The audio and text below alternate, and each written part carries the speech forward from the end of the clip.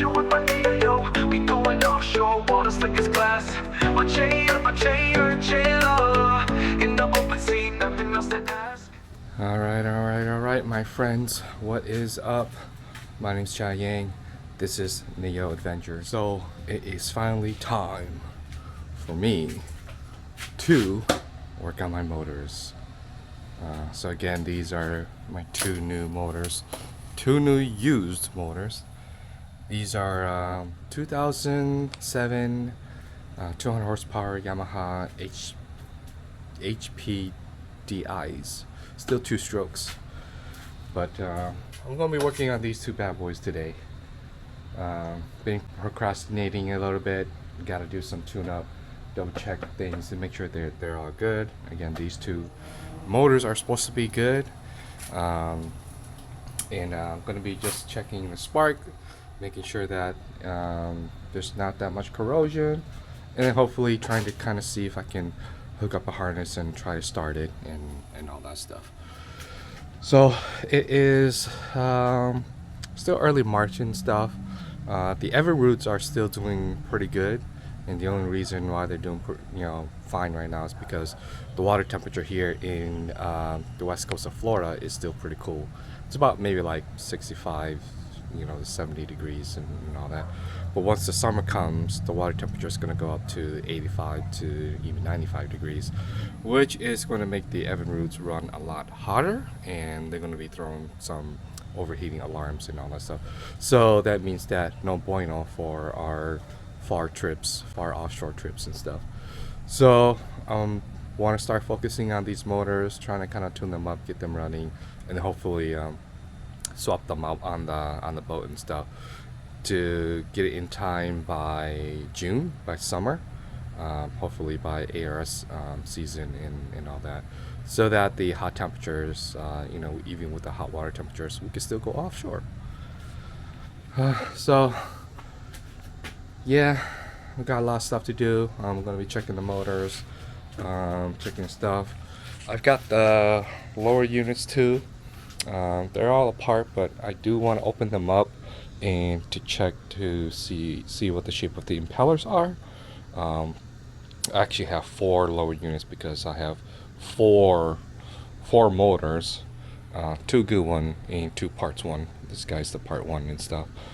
But yeah, I'm going to be checking these out.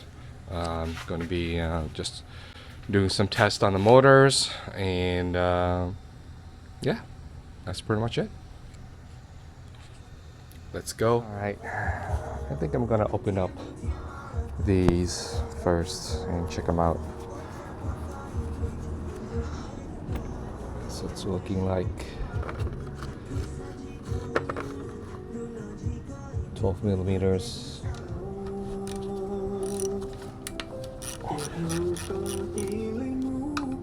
Still looks pretty new. You can see the gasket. I don't think I want to take it all apart, but I just want to pop this up and check out the impeller.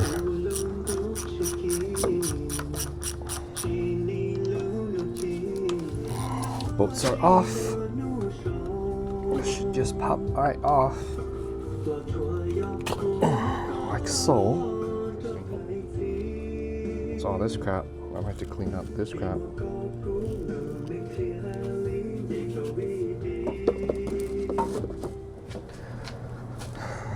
Finally got it off, the cap off. The pallet looks pretty good. Still looks pretty clean and almost brand new. I mean, obviously you got the bends, but it doesn't look like it's too worn or anything like that, which is good.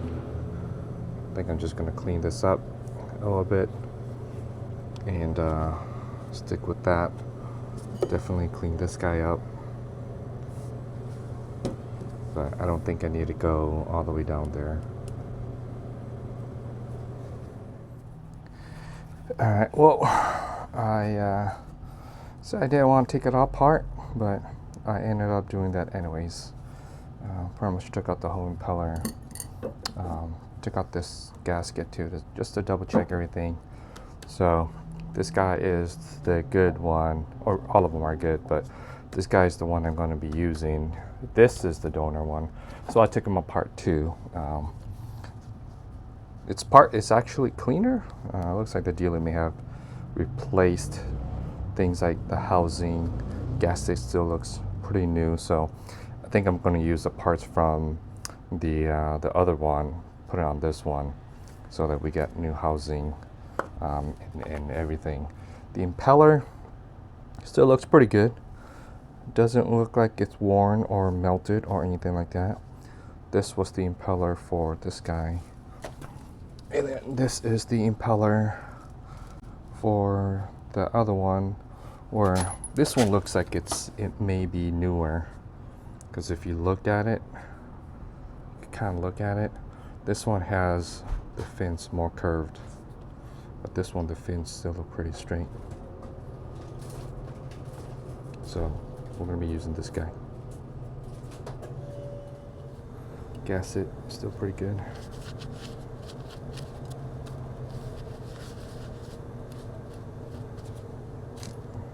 Impeller.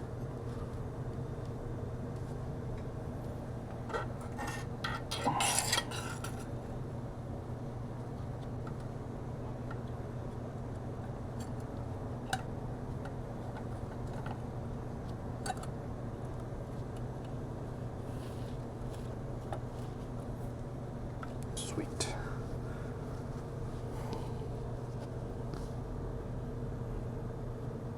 Here goes the impeller. Just gonna grease it a little bit.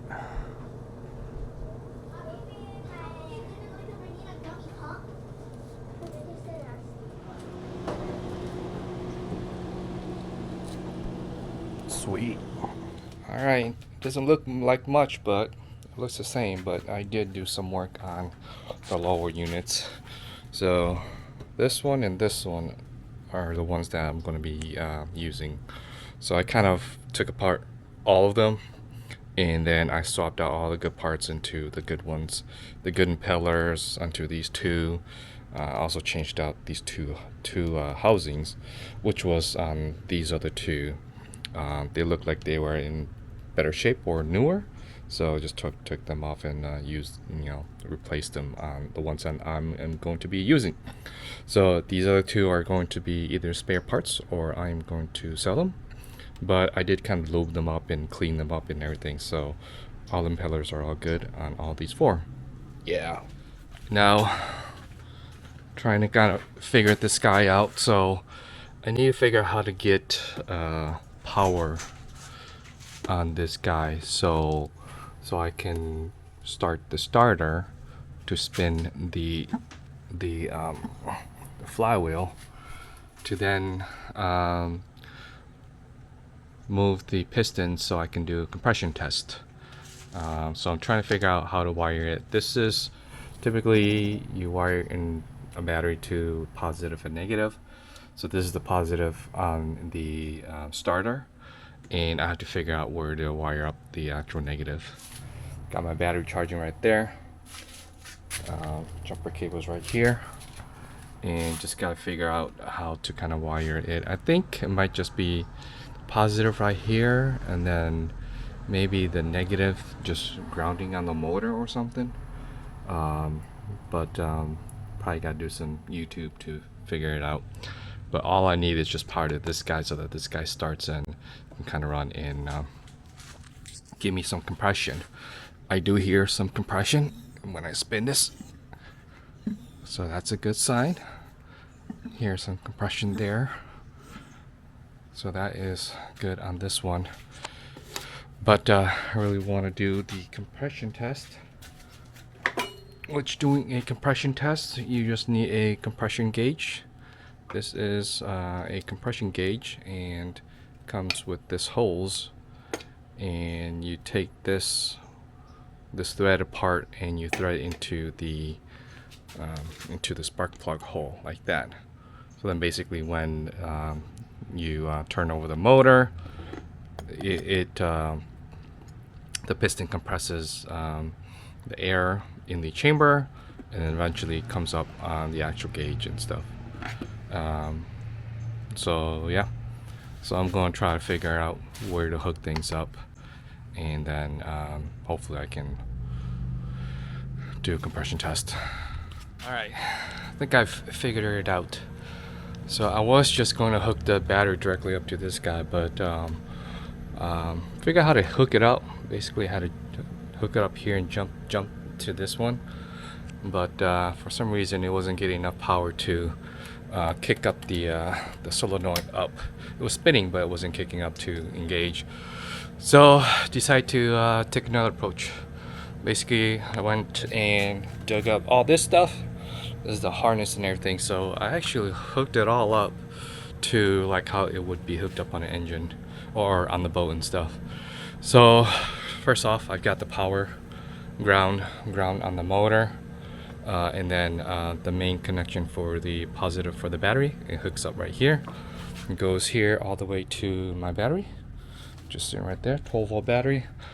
And then took out the harness and basically hooked up the harness to the motor. So it's all hooked up now. With this motor, it looks like it's just a single connection, which is very nice. I didn't know how to do this, but now I know. Figure it out. So the harness comes through all this doohickey stuff and connects to this, which is the ignition. These are the two keys for the ignition, and this also has to connect to the throttles. I think there might be some neutral sensors in here too, so that's why I need to connect it into here. So now one of these keys is this guy is good, has power, so if I turn it on, I should get some beep and be able to turn the motor. So yeah, typical Yamaha beeps. Awesome. This is good here, and if I turn it, come on.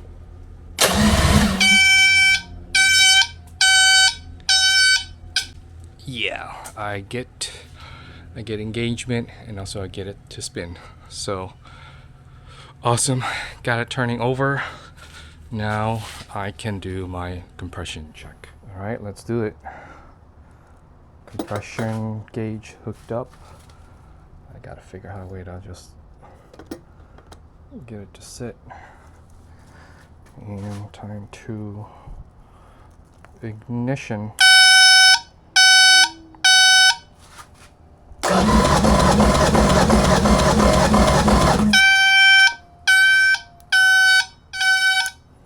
It's about 115. Next. Basically, what I'm looking for is the similar PSI around all the cylinders. So as long as they're within 10 PSI of each other, I think I should be pretty good. So I was like 115, 118 or something. Let's try next cylinder.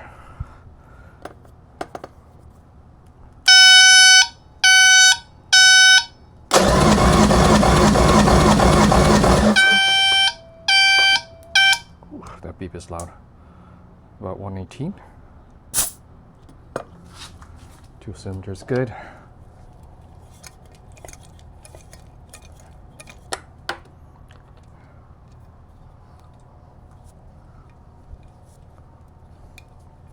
So far so good. That one's good. Let's go.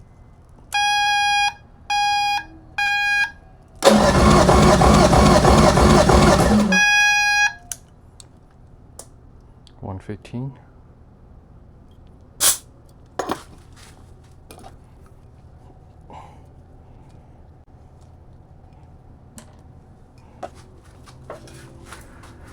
On to the other side.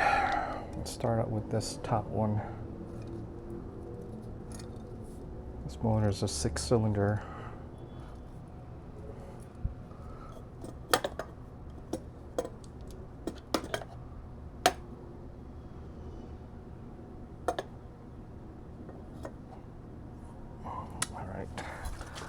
Let's go. I lost my key.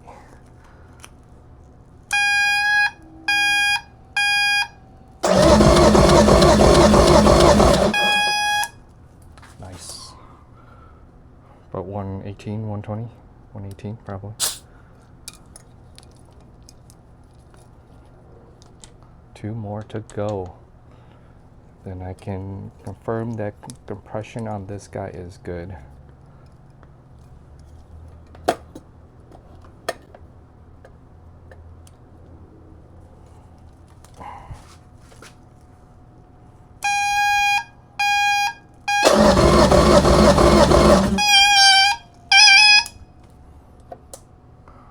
$120.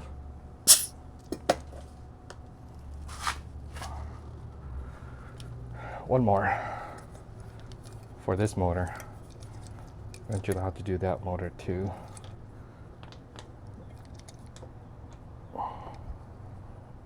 Last one.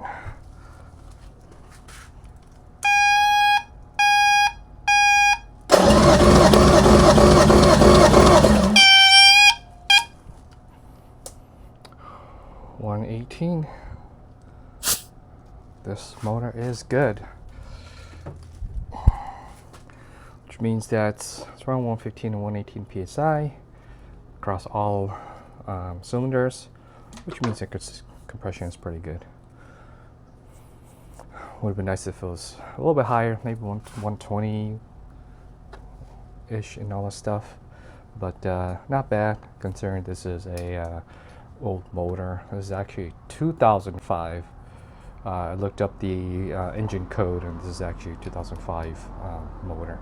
So it's a 2005 Yamaha 200 horsepower HPDI, high pressure direct injection. All right, so I had already moved on to this other motor. This motor is good. I moved on to this one. Took all the spark plugs out. I already did a compression test on all of them and everything. But this guy was around 100 psi, and all the other ones were around 115 to 120. So with this guy being a little low, has me a little bit concerned.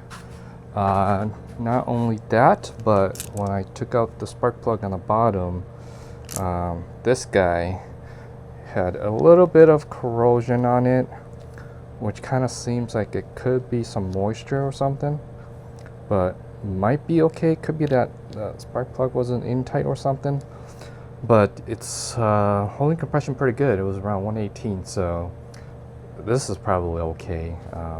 Even though this spark plug looks a little corroded, see some green corrosion stuff there on this guy that came from the bottom, but the compression on this side seems to be all good. It's just this guy that I'm a little concerned about. These guys were pretty good, but this was around 100 psi. So it might still be okay. I mean, just trying to get it running, and as long as the other pistons are having some good compressions, I think it might be okay, and it's at least still 100. So it's still probably runnable. I'll just have to kind of monitor that once I kind of get it up and running and all that. So that is pretty much compression test, compression checking and all that stuff.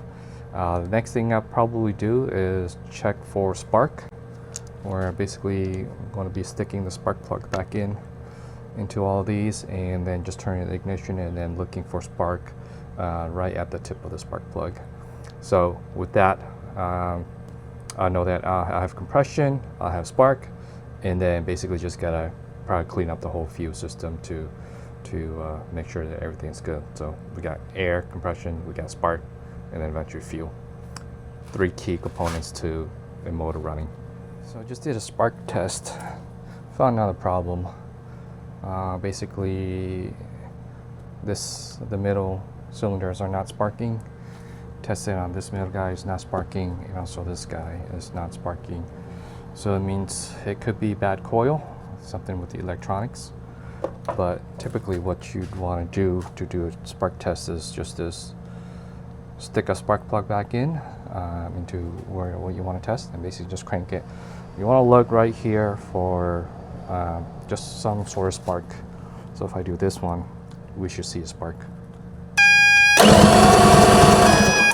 So you should have seen a spark right at the tip, but for this middle cylinder, that's not happening. So that means it's probably a bad coil. These two coils in the middle is probably bad. They're looking a little worn. All right, so I moved back to working on the good motor. Obviously this one needs some work, but I'm not going to deal with them for now. I'm going to keep on checking this one. Next thing I want to do is open up the thermostat housings, and so I can see inside, because that will give me an idea on like how it looks internally. In order to kind of take it off, I had to take off this thing, which I don't know why Yamaha built this. So basically you see a screw right there, this thing covers it. In order to get to it, there's still even one more screw in here, or bolt, which you got to remove this plastic, which is kind of stupid, but got to get rid of all that stuff so I can just access that and open this up. So that is the next thing. All right, got the housing off, and it's actually not bad. It's the housing, here's the thermostat. You know, it's still, you know, some corrosion, but really not too bad. If you look in it, you got your corrosion around here, which is easily clean, but if you're looking in there, look how clean that is. It is pretty clean. Same thing on this side, your typical corrosion around places, but if you look in there, there isn't really much bad corrosion in there. One thing I want to do is I want to run the descaler, run some rid line to kind of fully descale it, but even before that, it's looking actually pretty clean. So this motor is actually not bad. It's pretty clean, so that's good to know. I think this motor is good to go. I don't think I need to do much more to it. Probably just put everything back together and prep it for descaling. I might do that next time on another video or something like that, so I can run the whole descaling system all the way through. Basically, I'm just gonna hook it up, pipe up the descaling solution, rid lime, and some water, so it just kind of circulates and really cleans up all of this stuff. I've ran it on the Evinrude, and basically it has opened the Evinrude up a little bit. But since the motors are out, it's a good time to kind of descale them and run it through and all that. So this guy, I'm probably just going to put it all back together, prep it for descaling next time. Maybe after descaling, I'll hook up some gas and oil to it and try to actually start it, and also probably water, and try to start it just to 100% confirm that this guy's running, and then probably go figure out what the heck I want to do with that guy. It's unfortunate that I found some problems with this guy. 100 psi, basically like 15 to 18 psi lower than the other ones, and then the two middle coils are not sparking. So gotta find some time to look at this one, but I think this is what I'm probably just gonna do for today. It's a beautiful day today, so I don't want to waste it all day just trying to work on these guys. I think I've gotten some decent time on it, so just gonna be putting this guy back together, and then plans for next for that guy, and then I have to figure out what I want to do with this guy. Yeah, so that was just a little bit of time working on the motors. Hopefully I can put some more time into it. Definitely got to put some more time into it if I want to make sure that we have some motors to go offshore during the summer and all that. So thanks for watching. Basically just kind of working on the motors. Hopefully one day these will be on the boat. So all right, I'll see you guys around. Peace out, yo. Okay, so I lied. I wasn't done yet. It was bugging me, so I decided to kind of do some troubleshooting with this guy. So with this one, it does look like these two coils are bad. I did, you know, kind of switch the plugs around and stuff, and these were firing when I, you know, plugged it to the middle plug. But when I plugged them up here, they weren't strong or weren't consistent. So that means this one is bad, and this one's probably bad too. I also took apart the thermostat housing just to kind of see what it looks like. But compared to the good one, this guy is pretty caked up. As you can kind of see in there, it's not as clean as the other guy. This other side is not too bad, but it is a little bit corroded in there, which eventually I'll be running the descaler through this guy too. So right now this guy's gonna stay like this. This guy is gonna stay like this too. I put the housings back without the thermostat because when I descale it, I want to circulate through the open system. But yeah, this is truly gonna be the brake now. So I will see you guys in the next episode. Peace out.